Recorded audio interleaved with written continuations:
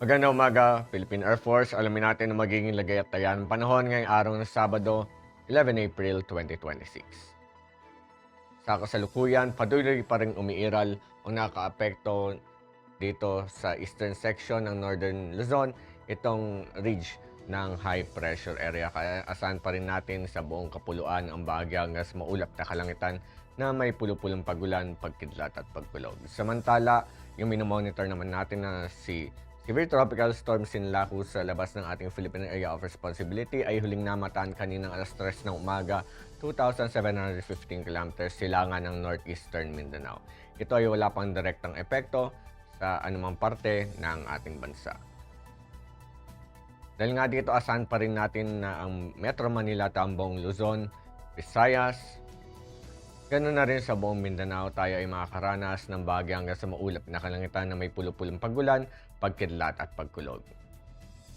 Para naman sa ating flight level wind chart, dito sa may bahagi ng 2,500 at 5,000 feet, asahan pa rin natin na yung hangin generally manggagaling pa rin from east to northeast over the most parts of the country. Asahan natin yung hangin na maglalaro from 10 to 25 knots. Samantala dito naman sa bahagi ng 10,000 feet o 700 hectopascal, asahan natin ang variable winds sa buong kapuluan with 10 knots. Dito naman sa 18,000 feet, asahan naman natin dito from Southern Luzon, Visayas at Mindanao ang easterly winds, samantala variable winds naman ang ating mararanasan sa nalalabing bahagi ng Luzon. Para naman sa impact nito sa ating flying operations sa Metro Manila at sa nalalabing bahagi ng ating bansa, saan pa rin natin yung subsiding air mass na magre-result sa stable conditions at fair weather. Para sa impact nito sa rotary, generally favorable conditions, good visibility at light winds, ideal for low-level operations. Samantala sa fixed wing naman, asahan natin na expect generally smooth conditions, isolated turbulence possible due to afternoon convective activities.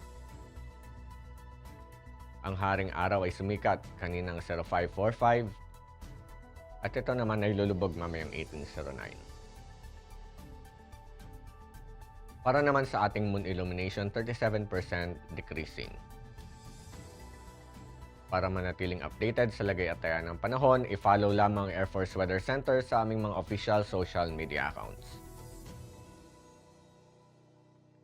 Yan lamang pong latest update mula sa ating lagay ng panahon. Sa ngalan ng aming commanding officer na si Colonel Alvin John Kigador, PAF GSC, ako po si Staff Sergeant John Altisal Cipueres, Philippine Air Force, Weather Broadcaster ng Air Force Weather Center. Muling magandang umaga, Philippine Air Force.